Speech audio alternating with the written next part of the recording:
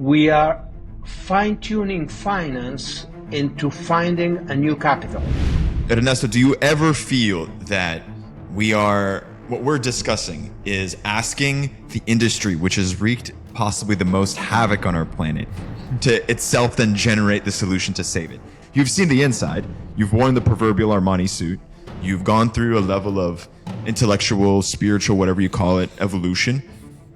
Is there a part of you that looks at this and says it's impossible to change? That we can put as many agreements into place, we can generate as many incentives for the industry to evolve, but at the end of the day, it is rotten and it cannot be cured. Hey, welcome back to Radius of Reason, a show where we discuss the various interconnected problems faced by humanity today and in the future. As always, my name is Andre, and I'm joined by my co-host, Livan. And today's guest is Ernesto Van Peborgh, who is a writer, entrepreneur, and a regenerative designer. Our conversation in this episode focuses on if our current form of capitalism can be reformed, and if so, what these changes could even look like. All right, Ernesto, do you think that capitalism in any way, shape, or form can save the world? Yes, not in this current form. It needs to shift radically. It needs to redesign itself from this extractive, profit-oriented, growth-oriented state into something that understands how life works. What are the patterns and principles that living systems use to create regenerative processes? And if it becomes regenerative, we can call it regenerative capitalism, like John Fullerton calls it. I think it has a chance. Maybe to take a step back, where do you think the overstep has happened? Where was the moment that our economic system lost touch with the realities of day-to-day life or the limits of our ecosystem? Well, it goes way back. I think it started with the plow. That's the moment that economics and ecology just separated. There's an incredible story by Daniel Schmachtenberger. When we invented the plow, we had to create the forces to move the plow. So we started hitting an ox, dominating the ox, dominating land. We discovered that we could control land through seeds. We can control nature. And that click out of animistic belief into the control of animals, nature, the feminine, others, divided ecology and economy. And I think that is the first shift in our separation from everything. That's I think like many years ago. Yeah, no, it's interesting because, we've talked about the Metacrisis as a sort of framework for understanding a lot of these problems. And obviously one of the key kind of ideas in the Metacrisis is that our problem solving is far too narrow and doesn't take the whole into account. And I think that the moment of the invention of the plow was like that big first step in disregarding the whole and just detaching ourselves from the complexity of nature, right? Like losing that respect. And once we did that, well, the unintended consequences, are, there's like an infinite number, right? Downstream of that point in time. But maybe let's circle back to, I guess, the kind of the modern day economy, because this is what we want to focus on and look forward to how we can, reattach ourselves to the whole more or less. And so, Andre and I have read through a lot of your writing, And I think, we both like a lot of kind of the general principles. We like kind of the end game, but I think kind of the middle of it, the meat of it in terms of like what we do concretely, that can still be, I think, difficult for a lot of people to grasp because these are kind of very complex ideas and sometimes a bit too abstract. So can you give us like a few examples of what a regenerative economy could look like, a few aspects of it at least? Okay. I think we should put a placeholder in how do you need to approach this from a systemic point of view in order to understand it.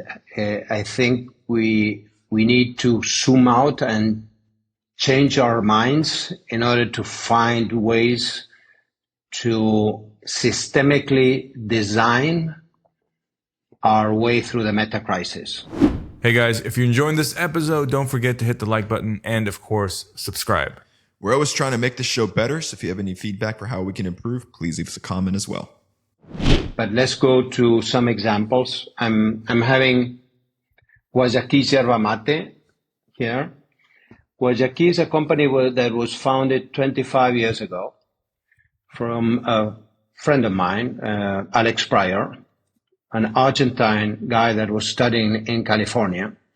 And he had this vision of creating market-driven regeneration. So he thought that every pound of yerba mate sold in the US could create an expansion of rainforest and give jobs to the Ache Guarani tribes that lived in the rainforest, planting yerba mate, that is an undershade sort of tea that you take in a gourd. And with that market-driven regeneration growth, because it's still an old paradigm company, but the impact it generates, it's restoring the Atlantic rainforest, it's giving jobs to the Ache Guarani tribes not to migrate to the cities, and the yerba mate is an organic shade produced product that has probably now $200 million sales in the US. And it's had an incredible impact in restoring the Mata Atlantic forest. So that would be an example of a regenerative design company. How do you feel some of these concepts could be introduced to the institutions that have already historically captured the market? I think the example of agriculture is probably a fantastic one because in the United States, we obviously have a tremendous issue with how big ag or big agriculture has captured a lot of our markets.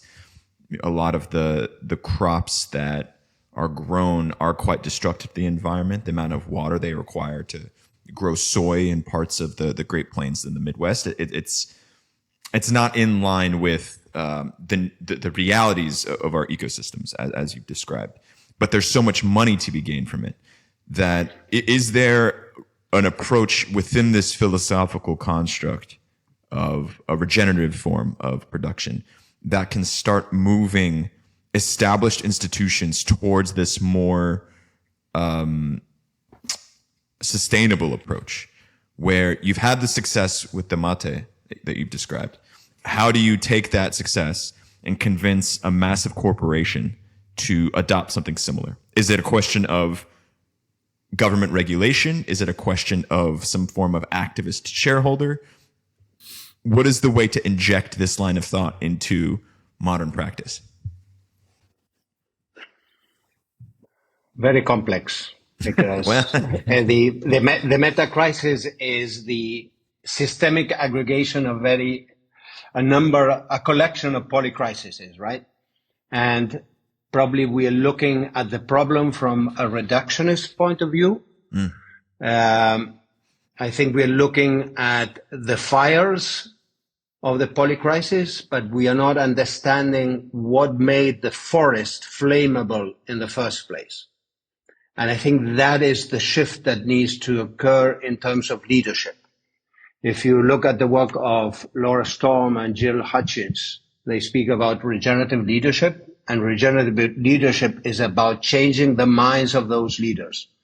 If we are unable to change the minds of those leaders, I think that the shift will not occur. The shift needs to occur at the level of the possibility of a new paradigm emerging. And there are a number of ways in order to create and navigate that. If you want, we can enter into that. The 3 horizons of Build Shop is one of them. Hey everybody, one last pause to the show to remind you that if you want to support our work, please like this video and subscribe to our channel. And of course, leave a comment. Let us know if you think the finance industry can be redeemed. But if we do not shift the minds of the leaders into understanding the interdependence of the system, we are still going to be focusing on putting out small fires of the polycrisis and not understanding how we make the forest resilient to avoid future fires. When you say leaders, are you just referring to leaders of financial institutions or entrepreneurs, or politicians as well? It's policy and finance, basically. And we need to create a model that has the incentives, the imagination, the purpose. Again, if we are not able to trigger the systemic view of seeing this not as a collection of fires of the polycrisis, if not an underlying flammable forest, and we create the resilience for that forest, nothing is going to change. So we need to work on the minds of policy, finance, and there is a way to navigate this. And it's emerging, probably very slowly, in terms of the time we need to shift this, but it's there. The good news is there.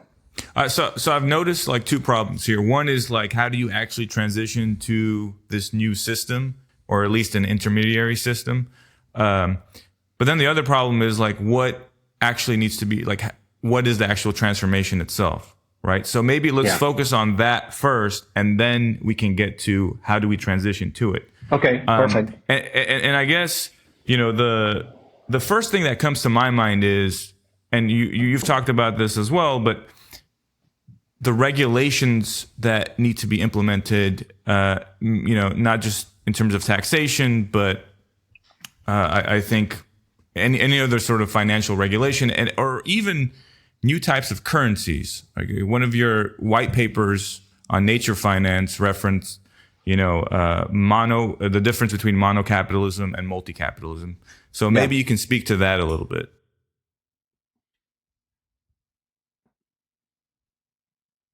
Good. There are a number of policies that are coming into place. The global there are a number of policies that are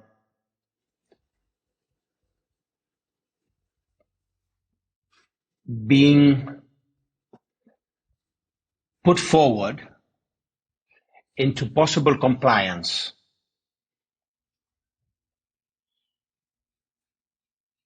Some of them related to climate mitigation, new ones in terms of biodiversity mitigation, like the 30 by 30 agreement, that we need to stop the loss of biodiversity by 2030 and probably double the amount of biodiversity by 2050.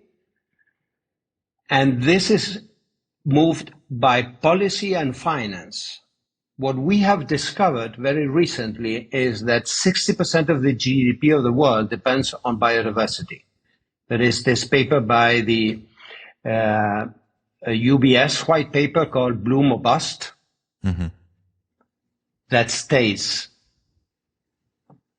that 60% of the GDP of the world depends on biodiversity, that there is a framework that came out in the Kunming-Montreal Agreement to stop the loss of biodiversity by 2030 and increase the amount of biodiversity by 2050, that there are a number of institutions that have signed this agreement. There's 150 financial institutions managing $24 trillion in assets that are banking this. But we don't have, at this point, the monitoring, measuring, and certification methods to value biodiversity. And that is coming into practice very soon. So it's lacking a technology component. It's lacking the holistic way to measure biodiversity. We are very good at a reductionist approach. And with CO2, that is very simple. You have a hectare that captures 20 tons of CO2, you put a price on CO2, and you issue a carbon credit. But how do you measure biodiversity? How do you measure the interdependence between different flora and fauna, the richness of the soil, the humidity and evapotranspiration of the trees into flying rivers,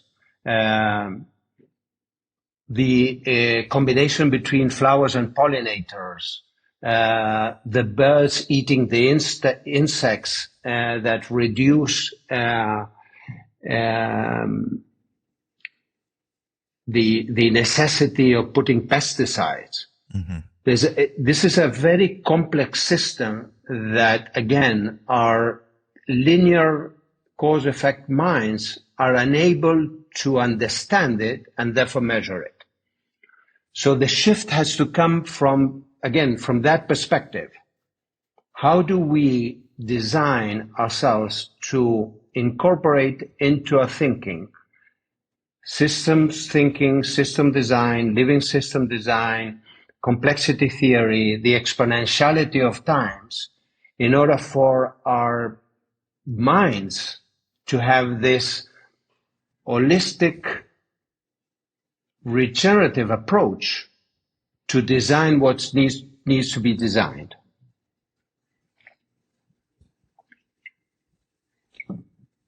Is this too theoretical? No, I mean, it makes sense. I think, I think both what you and Andre said are correct. Like it is, I mean, it's not just a technological component, but it is missing a technological component. And I think one of the components that is, maybe necessary but not sufficient is like satellite monitoring. Yeah. Of different regions on the planet, and then using machine learning algorithms or AI to determine kind of what kind of patterns are emerging in different areas. And I think to try to create some sort of, I guess, it's difficult. It's so complex that you almost need a sort of AI to help you understand how all these interactions are happening, right? Like the mathematics behind those interdependencies that you mentioned between the flowers and pollinators, and then the soil richness and so on and so forth, like that, I've taken a decent amount of math in my life, and I think, we are, that is almost beyond the grasp of human capability without supplementation of some sort of new technology. So maybe, is there a way to simplify that into not a final solution? Like Daniel Schmachtenberger talks about, it's a great quote. It's such a badass quote. It's the Tao that is spoken is not the eternal Tao. And the way that would kind of translate into what we're talking about now is the solution that you can name, by virtue of naming it, cannot be the solution, because to put it into words is to reduce its essence, right? In ways that, are relevant. Yeah. Okay. Let's open that rabbit hole. Because if you understand exponentiality and generative AI agents, Mo Gaudat, the director of business of Google, says that AI will be 1 billion times more intelligent than humans in the next decade. I think the year is 2037. So, and I think he states that GPT-4o is 10 times more intelligent than 3. So we've moved completely away from the Moore's curve. And the introduction of AI agents will enable us to manage enormous amount of quantum data. You cannot measure biodiversity from a satellite. You can measure foliage, density of trees, colors of probably different leaves, identify different species, but you cannot understand the interdependency of those trees at the level of the roots for healthy soil. So you probably need eDNA, you need very bioacoustic sensors, which already exist. AgTech has created those. So we'll be able to upload enormous amount of data of interdependencies and relationships between different species into AI agents. And I think very soon, probably in the next decade, we'll be able to replicate underlying ecosystems in order to understand what interventions are needed or what resiliency is needed in order to manage those ecosystems. And probably we'll be able to create digital twins for everything. Mm-hmm. I'm sure Levon in a couple of years, I'm going to be speaking to Levon, and it's going to be a digital twin of Levon. With all the data of his biometrics imported into it. But okay, so, and here we start running up against, I think, the central, or one of the central issues that every episode inevitably runs into, is that the solutions that we're prescribing for the crisis that we've created themselves will exacerbate the same crisis we've created. Because the amount of compute power that's going to be required to analyze that sort of data at scale is, I mean, already the strains put on our current electrical grids by the elementary Gen AI functions that we've brought onto the market in the past year. I mean, it's already putting even like the G7 economies into quite a difficult circumstance in effective power provision. When you also take into account, the data center electricity usage, the increased usage of charging stations by electrical vehicles, we have to develop that kind of electrical output somewhere.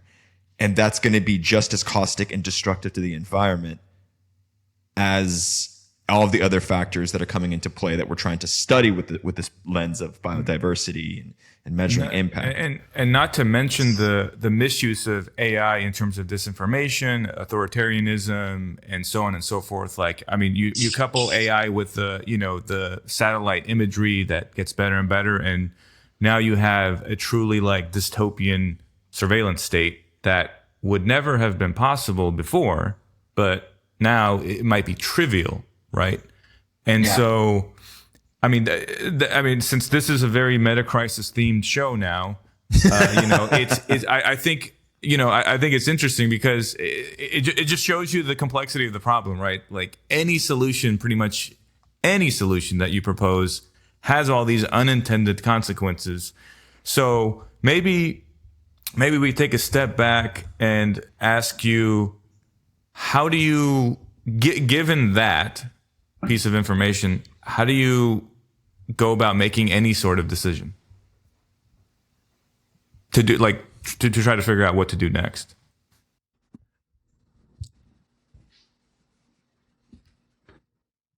It's a good question. I think it goes back to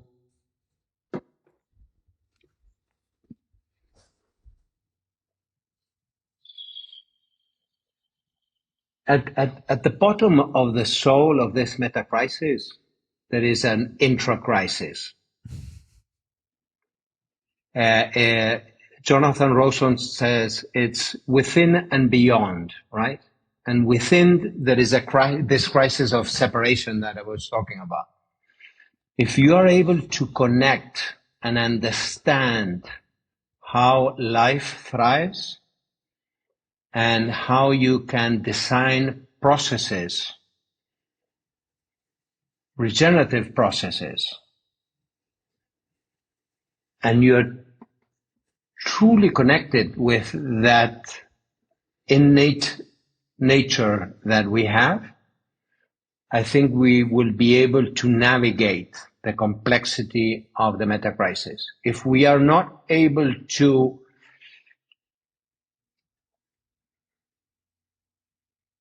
treat our own intercrisis, there's no solution. I think that is the first step.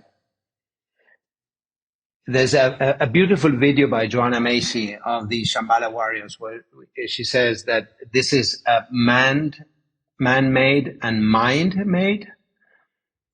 Our predicament was created by man and mind, and therefore it can be solved, redesigned by the mind.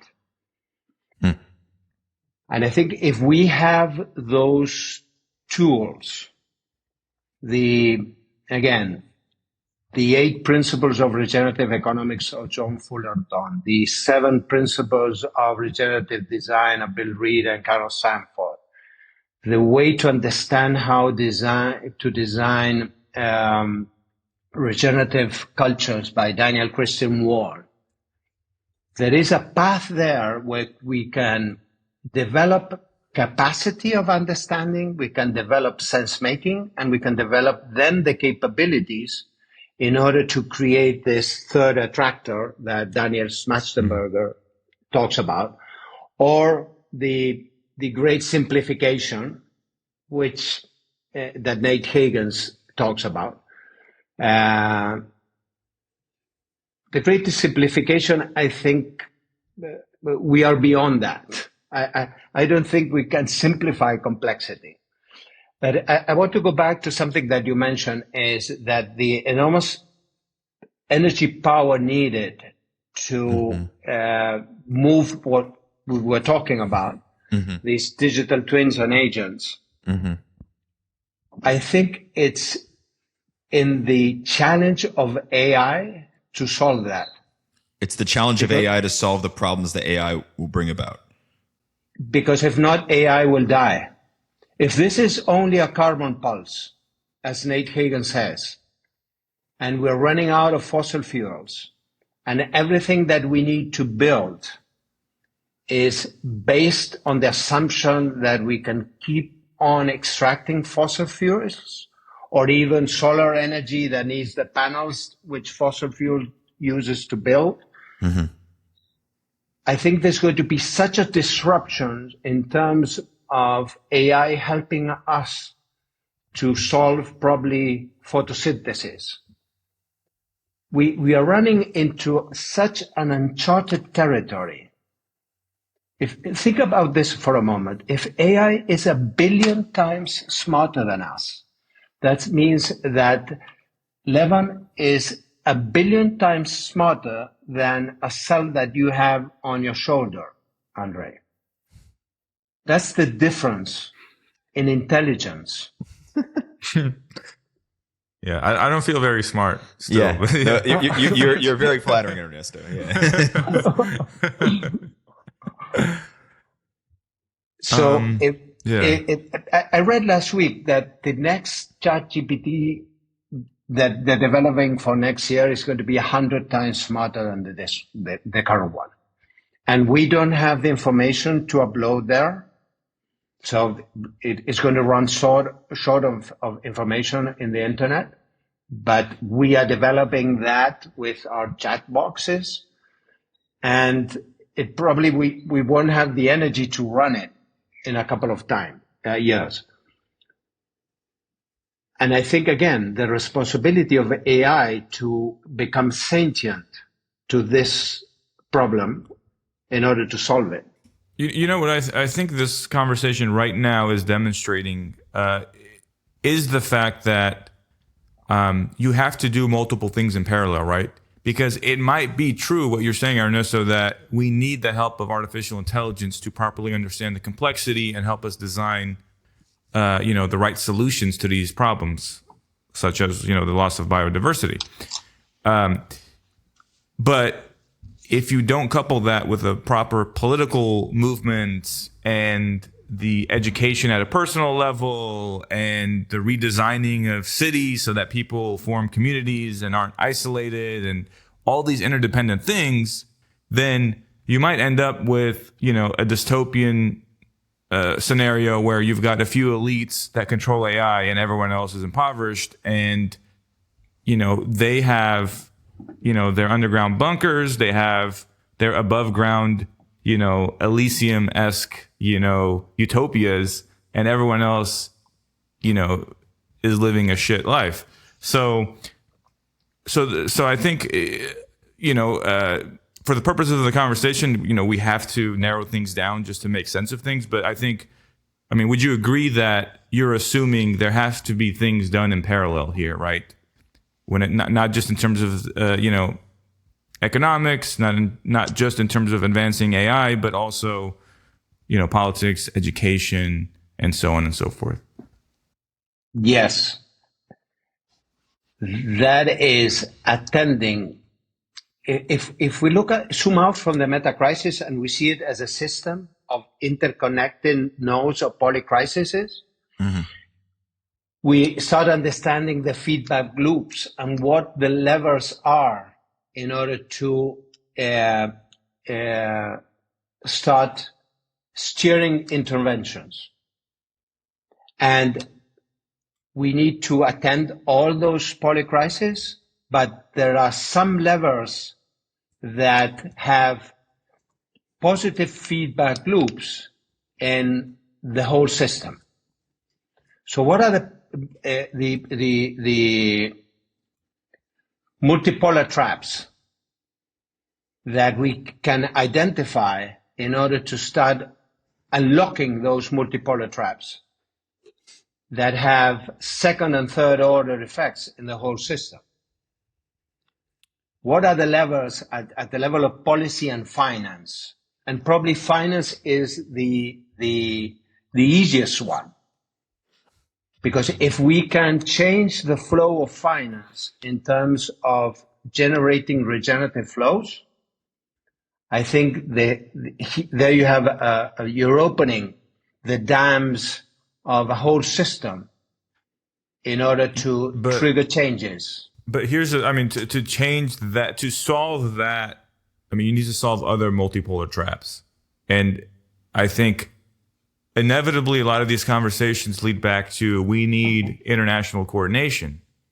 Yes. That was one of the reasons why one of our first episodes on the Metacrisis was how do you create like a third attractor system for international coordination, right? In the spirit of the third attractor. And in the context of just the gridlock of competition and sort of zero-sum games that are played out between both nation states and corporations, where it seems like the first step is identifying a way in which this sort of change of heart or change of mind is adopted universally. Because if it's not taken on universally, then you start running into the issue of, somebody still has a competitive advantage because they're willing to sacrifice the environment for the sake of generating profit. So in your mind, how do you bring about a change in, I don't even know if it's thought or like existential motivation within something like the finance industry?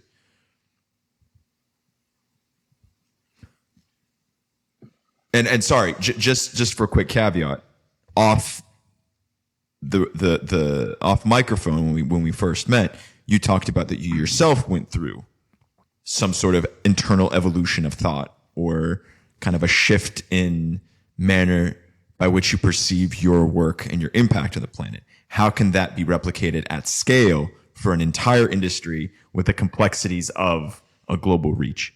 And I realize we're not asking like very easy questions here, but Look, but I could be an exhibit A that change is possible. okay. If you look, Google me, there's photos of me after a Harvard MBA working in Citicorp Venture Capital in New York with suspenders of bulls and bears, an Armani suit, and a power tie. And I have 20 years of private equity experience. I used to manage very smart money. In the first fund, the Goldman Sachs Partners Fund was the first investor we had. That is probably the smartest money in the world, the Partners Fund of Goldman Sachs, speaking about 20 years ago. That took me into a huge crisis. We can double click on that if you want. But the fact that an investment banker that worked in Wall Street with a Harvard MBA is speaking about a shift in mind towards attending an inter-crisis where we need to develop a new language more aligned with compassion and love, I think that is the possibility that people change.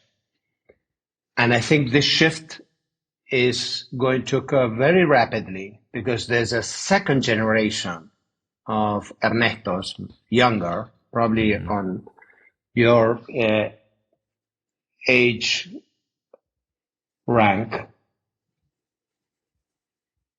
that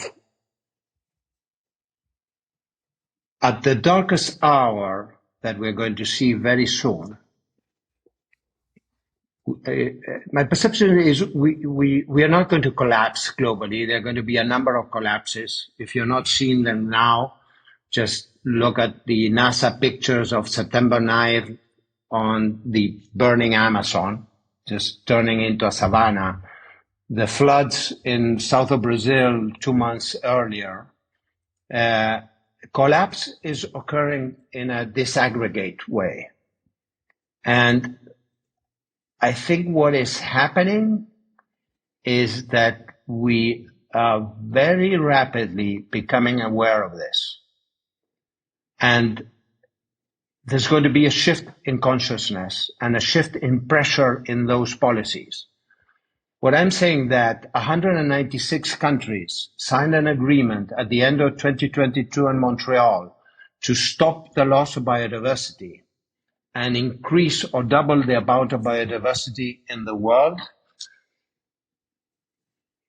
is something that is an incredible disruption, which we don't have I think we have the will. We don't have the aggregate will in order to solve this. And I think in the moment that, and we can start speaking about governance if you want, because the technology of governance of commons is there to solve this. All the solutions are out there. What is lacking is this aggregate will. I had I think it's a blessing of sitting in a train with Elinor Ostrom in 2010 for a 4-hour trip. Elinor Ostrom received the Nobel laureate the year before, 2009. She wasn't an economist, and she received the laureate in the Nobel Prize in Economy. She solved the tragedy of the commons and created systems for governance to solve the tragedy of the commons. And we are in a tragedy of the commons right now. Can you tell us what those systems are, or system is? What the solution was, yeah. Well, it's a set of rules that she identified by analyzing over 200 commons around the world. Resources that were managed by individuals where the priority was to prioritize the health of the resource over the individual benefits. And by doing that, the health of the resource grew or was sustainable, and that benefited the individuals. It's a shift in perception. But that looks different, right? In different areas. So like maybe that like that solution implemented at the scale of like a small tribe or a small community in the mountains of Bolivia is different than at the scale of like the United States, where you have to really introduce like almost new feedback loops to counter the growth imperative that all these institutions have, which would, include things like maybe taxation. But also obviously you need to add other things like different rules and regulations. Man, I had so many questions. I feel like it's just piling up. So I'm trying to like filter through in my mind. I guess just what I said so far, does that make sense? It makes sense. Again, there is going to be a shift in minds. E.O. Wilson says we have primitive minds, medieval institutions, and godlike technologies.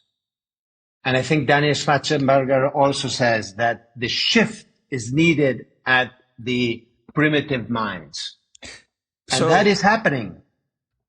Because it's a question of... Yeah, go ahead. Yeah. Go ahead, sorry. No. It's a question of fine-tuning, Yeah. Well, you gave yourself as an example, Exhibit A of this kind of transformation that occurred.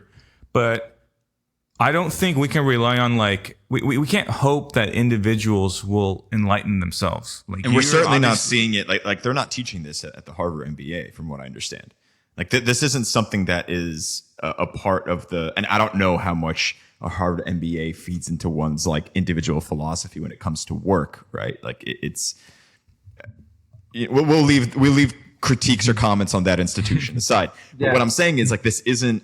If we look at, and I'm cringing on the inside, but if we look at the MBA as the training one receives before they enter into the world of finance, I'm not in the world of finance. I don't have a grasp on it, but I'm imagining they are not teaching evolution of thought and kind of like a revolutionary self-criticism from the level of like curriculum.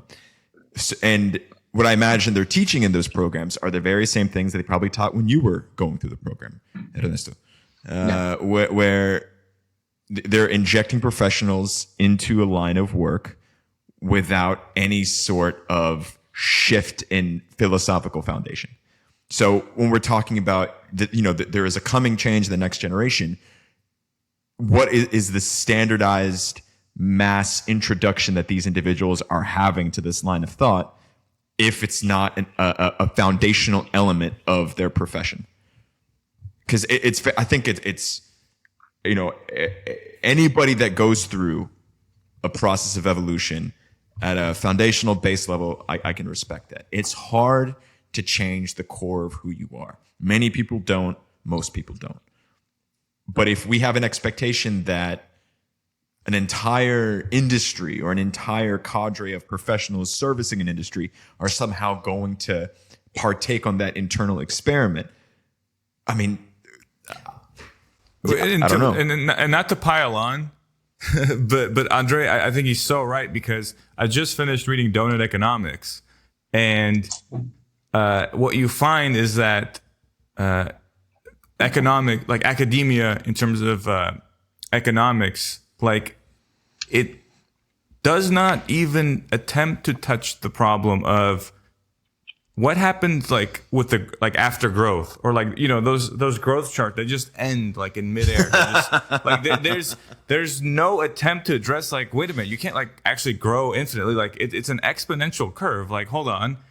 The fact that there's such a gaping hole there, and nobody or almost no one in economics seems interested, and they're going about their business as if everything's fine. It's like the meme of the dog and the dog in the burning building. Everything's just fine. It's wait a minute, this is the most obvious problem, and it's not even not only is it not like there's not even a discussion of it, let alone trying to find a solution, which is very difficult, right? The entire economy is based on this growth imperative, and all the fossil fuel usage, material usage, 99% correlated with GDP. Like you have to undermine the entire foundation of the system to get away from this. Which, if we're talking about a revolutionary shift, let's talk about a revolutionary shift. But you know what brings yeah. some clarity to this is the Bill Sharp's 3 horizon framework, where you have a horizon 1 that is business as usual, status quo, that is collapsing exponentially. Okay. But it's trying to be as radical as possible in order to maintain itself. It defines sustainability as the sustainability of that model. Yes. When we talk about sustainability, everybody wants to sustain the old model. And that model, we are beyond sustainability. I think, and if you look at that curve, in every sense, it's collapsing exponentially. It's exponentiality at its best. If you look at all the anthropogenic curves in the world, they are all in the vertical of exponential growth. All of them. Just put exponential era in the internet and you get a number of graphs. But at the same time, you have the emergence of Horizon 3 that is completely disaggregated. It's the leaves in the underlying canopy that are emerging, like the rhizoma, the bamboo effect. It takes 5 years for the bamboo effect unseen under the earth, and then it sprouts into existence, and you actually can see with your eyes how a rhizome of a bamboo grows. It's probably the only vegetation that you can see with your own eyes, the growth of that. And that is happening. What is happening is the Metacrisis is in the Horizon 2, and that is where innovation occurs. And it's between Horizon 3, that is the future we want, and Horizon 1, the status quo, the Harvard University training that brings guys into Armani suits and suspenders like me. I was an agriculture engineer, and I came out with an Armani suit, suspenders, and a power tie. Because you wanted to. I mean, ultimately speaking, if you are an individual going through that program, everybody wants to go through the stage of wearing the proverbial Armani suit. I mean, I think that's a symptom of the problem, and I think that's where it's an interesting arrangement where we're asking the proverbial new generation not to don the Armani suit. But if everybody before them did the same thing, I'll put on the Armani suit 10 years. After 10 years, I'll talk to you about sustainability. But I want to make my cake first. Yeah, but now you have alternatives. You have the Regenerative group, Regenerative Practitioners Program. You have the Fullerton course on regenerative economics. You have Nora Bateson's course on warm data. You have Daniel Christian Wall's regenerative cultures. There are different ways of learning that are disaggregated. There is a manual to shift your mind. It's build your capacity, build your sense-making capacity, see that we are running into not a black swan, like Thomas Friedman says, there is a stampede of black elephants coming towards us, and we knew that, and we know that. And how do we avoid that? And that is training your mind to see this complexity from a systemic view, a way that we can regenerate a way through that. And that's not going to any MBA, because the MBA needs to radicalize itself to keep on bringing people that pay a tuition of $100,000 a year to be there. No. I think the conversations, has been largely focused on the individual. Last, maybe 10, 15 minutes. Let's zoom out a little bit. Let's talk about some of the broader changes, and let's use that 3 horizons framework as a bit of a guide. So, as we're trying to transition into a new system, obviously we need to make maybe smaller, more incremental changes. And, we can debate the urgency of the Metacrisis. Well, actually, I don't know how much debate there is. I mean, it's urgent, but let's leave that aside, although it is relevant. If we're talking about some tangible changes we can make to our financial systems, I think, we talk about like carbon taxes, biodiversity credits. You gave the example of the mate business where you're reinvesting to increase biodiversity. That's great.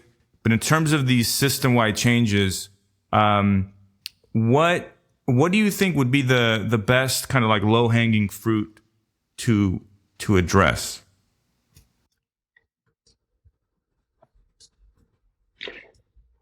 Look, we have a carbon credit market of probably $1 trillion. We have a cryptocurrency market of probably $3 trillion with a number of exchanges, $100 billion a year of trading. There are new assets and there are new currencies, and they've been successful. I think we need to, and I take the example of biodiversity. If we are able to create some sort of evolution of a regenerative asset, let's call it living capital, where that living capital creates regenerative flows, not only in natural ecosystems, but local communities. Let's call it a biocultural credit, where you measure the well-being of local communities in a mutualistic symbiotic relationship with nature. And that can be agroforestry, permaculture, regenerative agriculture, where you are creating ecosystem services that are banking 60% of the GDP of the world, as I mentioned, but you're also creating jobs and well-being in local communities that are acupuncture points for bioregions. You're creating resiliency and climate mitigation, and you're creating solid, purposeful local communities. Maybe I'm not understanding this fully, but it seems like you've got one foot in the door of Horizon 3. Like that does seem a little, maybe there's an intermediary step between even that. We don't have to have 3 horizons. Maybe there's multiple. There's 5 horizons here, but like, do you see what I'm saying? So it does seem like what I was thinking in my head was, okay, like, can we restructure tax policy to really like, is that not enough of an intermediary step to, like, let's say we got tax policy to properly account for externalities, like a carbon tax, and then you use the carbon tax to, like, say, reinvest in biodiversity or renewables to expedite their efficiency and so on and so forth. Like, are those kind of changes not good enough? And then, like, there's another thing I read, and it was from your colleague, John Fullerton.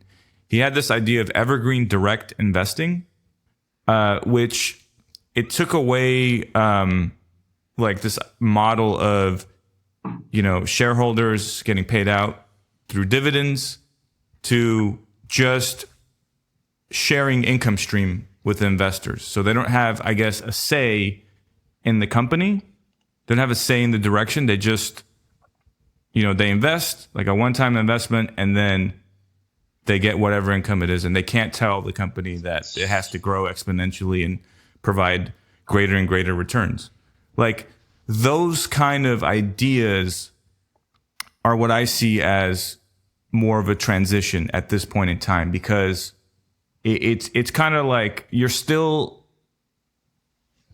in the existing system. You haven't upended it, but you're trying to, like, rotate it a little bit to make those future, ideas like the biodiversity or the biocultural credits Feasible or something. more feasible. Yeah. Because at this point in time, it still seems like a bit of a U-turn. It's a combination of things, as you said. This is the multipolar levers. Look, I'm going back to this Kunming-Montreal agreement, where we need to stop the loss of biodiversity and increase biodiversity. That triggered a law in the UK where it's called the B&G, Biodiversity Net Gains. Any new real estate development needs to increase 10% biodiversity of the land that they're working on. That is impossible if you're building a golf course. You're destroying native ecosystems. Mm-hmm. But you have the possibility of investing in offsets. So now you have biodiversity credits. So you see the pressure of policy and the pressure of compliance to corporations, right? If you look at the budget needed to stop the loss of biodiversity, and this is official data by the World Economic Forum, the gap is $844 billion a year from here to 2030. So it's $5 trillion that need to be migrated into restoring biodiversity. And I think the click is, if we are able to open the dam of finance into investing in biodiversity credits as they invested in carbon credits, voluntary and obliged, because compliance is coming that way very, very fast. We are fine-tuning finance into finding a new capital. We've invested how many $1 trillion in cryptocurrencies, in NFTs, in dog-related cryptocurrencies. Why wouldn't we invest in living capital that is providing ecosystem services to sustain 60% of the GDP of the world? Well, it's because of, how much can you individually profit from it, right? It goes back to like the self-interest. And I think that's kind of, Ernesto, do you ever feel that what we're discussing is asking the industry, which has wreaked possibly the most havoc on our planet, to itself then generate the solution to save it?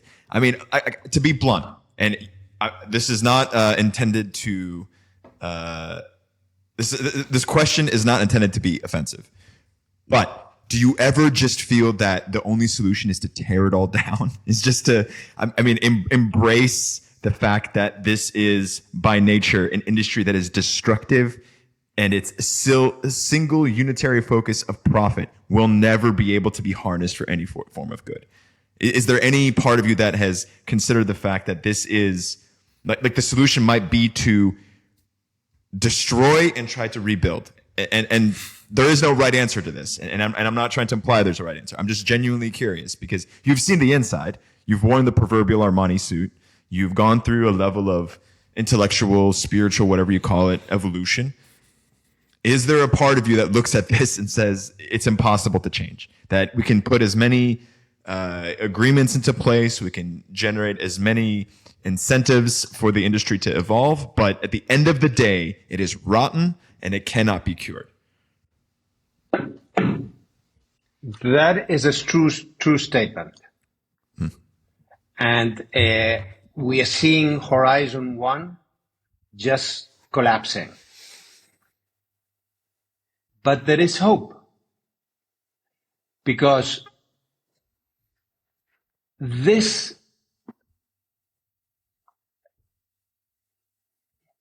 capitalism is something that we invented with our minds. there was something before that that demanded care, that demanded engagement, caring of others, caring of nature. Mm-hmm. We were not born with that mind. That mind is, if Nick Hagens calls the carbon pulse, I would call it the something mind pulse.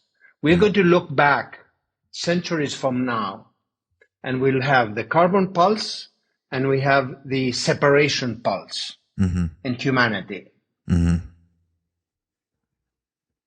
And in my transition to understand this, I had very dark years. Now I'm optimistic. We're going to make it.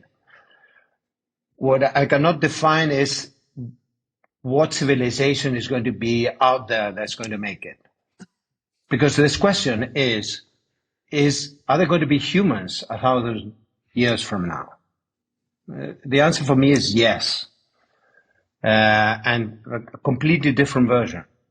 Just as we are different from humans 1,000 years preceding us. Yes, probably a lot fewer. I went to a number of gatherings at the Talbot Forum, and the discussion is, how many humans are going to survive this century? And the number was between 50,000 and 2 billion. But that is our destiny, you know? So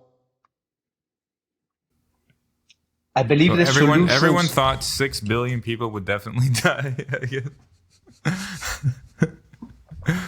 Oh my God. Yeah. It's interesting. I mean, I'm not saying they're wrong. I'm just... Imagine a world with 4 centigrades increase during this temperature in this century, with the Amazon savanna and the conveyor belt of the currents stopping, and what I've been. Look, I wrote my first book called Sustainability 2.0 in 2006. It's nearly 20 years ago. How this Web 3.0, 2.0 at that time was going to change our consciousness. And I've been sensing these changes for over 20 years. The change in our consciousness is also exponential. It's happening. We are not able to see it because it's disaggregated, but also because our minds are linear, cause-effect, reptile. We are shifting between this duality and of 2 different paradigms. It's like a fish in the water. I cannot explain to you as fishes what the water is because you wouldn't understand it. You're immersed in water, you wouldn't understand it. But you have the capacity of jumping out of the water as a dolphin and see the other dimension. And what is happening now is we are starting to jump out of the water and seeing the other paradigm. And eventually we'll be able to evolve into flying fish or something like that exist in order to be in both paradigms. So it seems like what you're saying is, we're approaching probably sooner than later in your mind a threshold where all the fruits of this disaggregated, evolution of consciousness towards a more sustainable and movement and like vision of human life, that like once we pass that threshold, you will actually see the fruits, like the bamboo, grow like exponentially. Yeah. That's kind of what you're saying, right? Yeah, we've seen this paradigm shift in the past. The Copernicus shift took 100 years to shift our minds. We thought we was the center of the universe. Even Aristotle thought that. Some of us still think that. Yeah. Yeah. This Okay, shift is going to be very painful and very fast. Okay. And it's, I suppose that is a good anchor point, is that we have had radical shifts in our own perceptions of reality. I think that's a fair statement. I think it's something that we do take for granted, is that the ways in which we perceive the world and we understand the world today, of course, and maybe that's a very like individualistic thing to say, but yeah, of course that's not reflective of how it was. And there were moments in history when somebody had to sit up and argue that, hey, look, maybe this world isn't flat, or the sun is in fact the center of this. Speaking of moments in history, while I was doing some research for this episode, I ran across this historical fact that in Japan in the 18th century, they actually had a circular economy. And it was like, I think at the time they had 1 million people. And they had closed off trade. Completely isolated. Yeah. Yeah, they were completely isolated. So they had to use their limited resources wisely. And they did. I mean, to the point that farmers would come into town and try to get poop from people to use as fertilizer. So it is possible. I don't know if people today can stomach something like that, collecting their poop and selling it off. But it is going to take a paradigm shift. Well, economic isolation, it's brought about elements of ingenuity and self-sufficiency. I think one of the main reasons that Brazil has an airline industry, right? Embraer produces, I can't speak to the quality of Embraer, but it probably better than Boeing at this point, given all of the issues. But Brazil has a fully functioning airline industry because at one point the Brazilian economy needed it. And I believe they didn't have access to global markets or the capital to acquire it externally. So they were able to pull together, and they created a domestic system for airline production that continues to exist and succeed today. But I don't know if we can ever go to a point where we start economically isolating ourselves again. I mean, the argument against globalization, once you have the Pandora's box open, you can't close off your economic structures. But we do have plenty of evidence, well beyond the example of Japan, that countries, when cut off from the world, will continue to function and continue to, as best as possible, meet the needs of their populations. It's not always pretty, and it's not always successful or lean or sexy, but they will survive.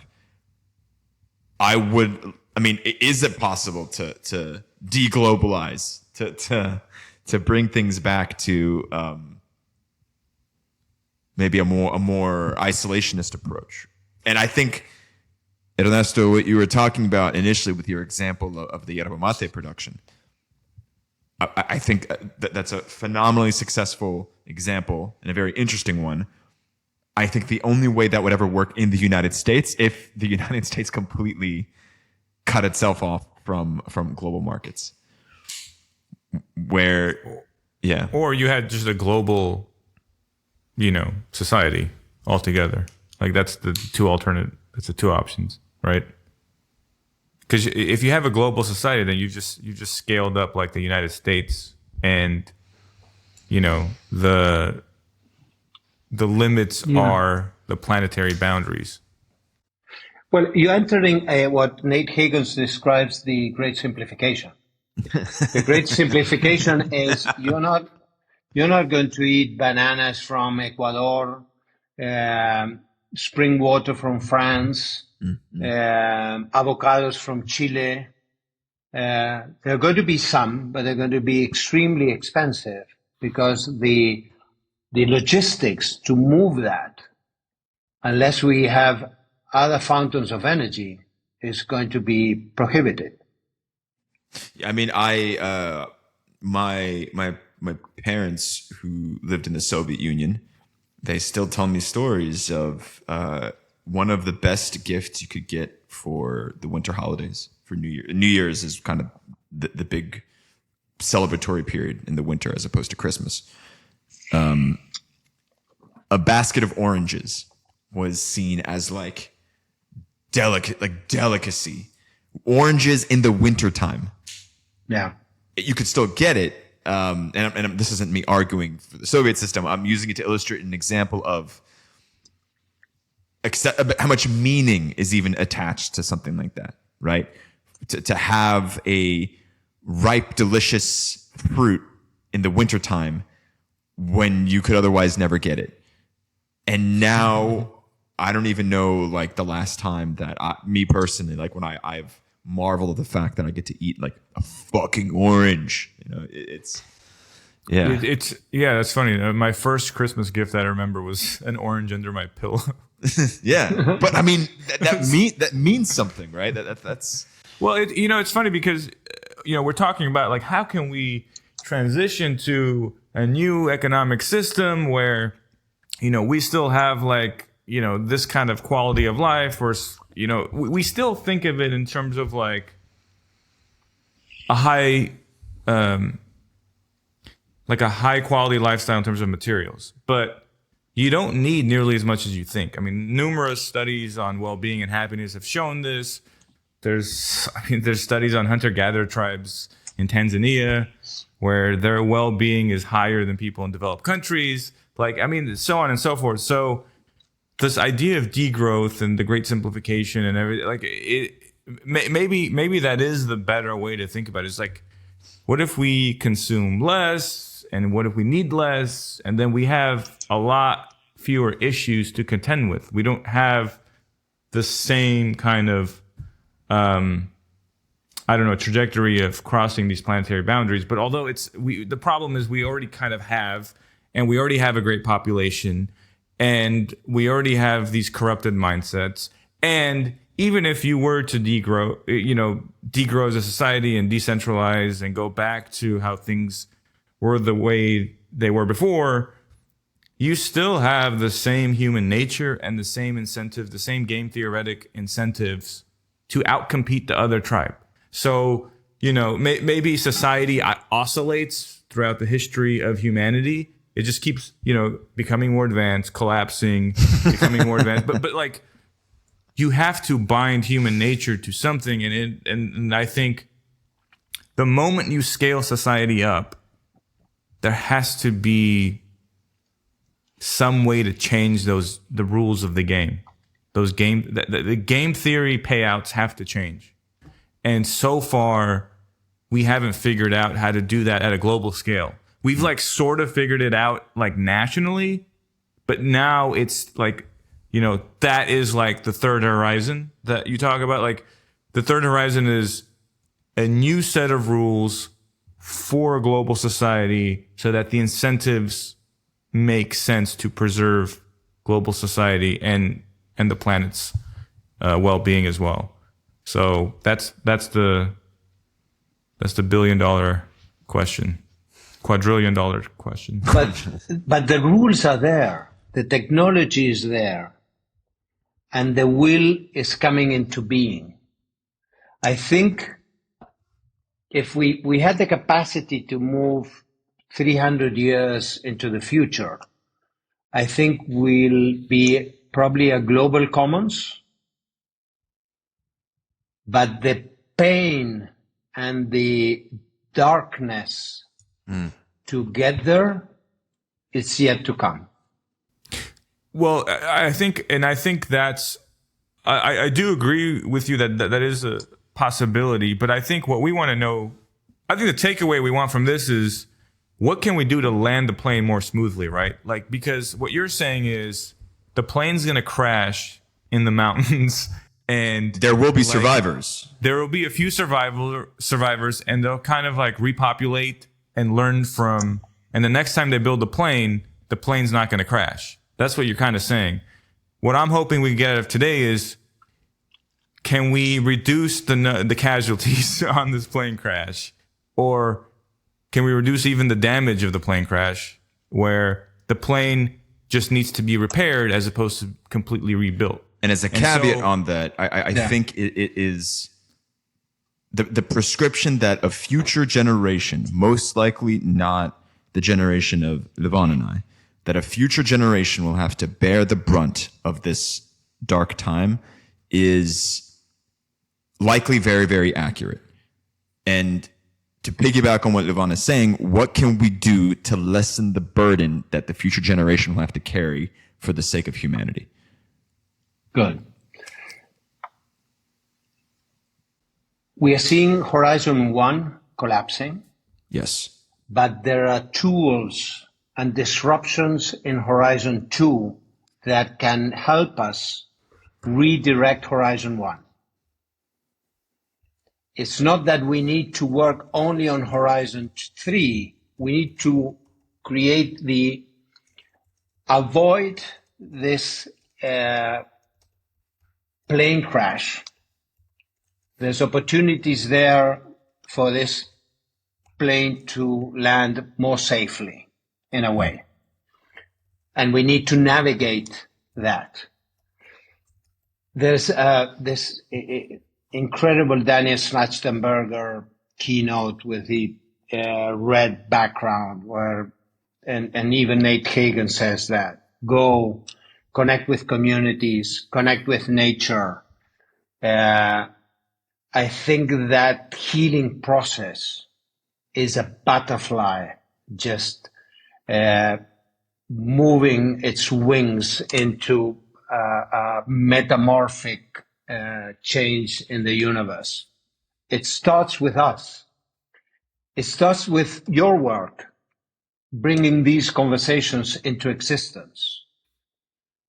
It starts with sitting and trying to avoid this polarization that social media has created. It's finding a middle ground. It's not judging. It's sitting in a conversation, putting your hand in the knee of a friend and says, look, well, I'm here. Let's connect. It's with the mate. We share this God with others. And conversations that have value. It's giving yourself the permission to be yourself.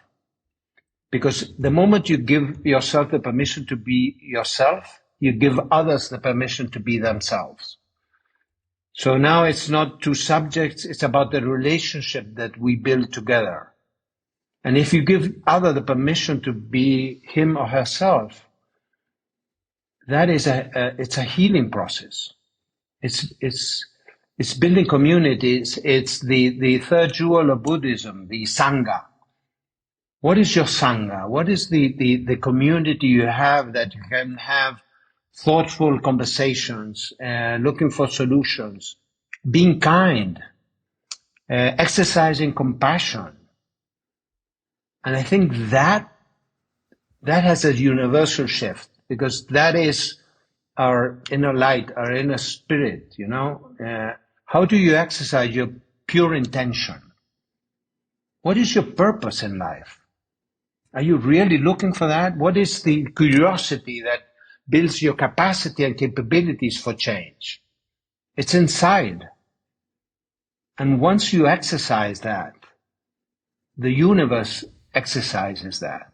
It just only takes one to make the change. Yeah. I think, yeah. I mean, creating cultural fertile ground for these ideas to prosper is more or less what you're saying. And yeah, it starts with the individual taking some level of responsibility and looking within. But I think this is a great point to kind of wrap things up. Ernesto, if people want to reach you or find more of your work, where can they go? It's your chance to plug your work, yeah. Just Google me. I'm all over the place. I'm famous. Open to conversation. No, I think this might be our first guest that is like wildly Googleable. Yeah. Thanks again, Ernesto. Yes. And this is a very interesting conversation. And I think there's always a lot more to discuss. And we'd love to have you back on in the future once the apocalypse starts. We could beam you in from somewhere like fire pit somewhere. Yeah. Well, it already started. You know? So, but thank you for your work and from this level of conversation of trying to open minds to see the future. I think that is extremely important and relevant, and you're doing a great job. Thanks for the invitation. Thank you. Thanks.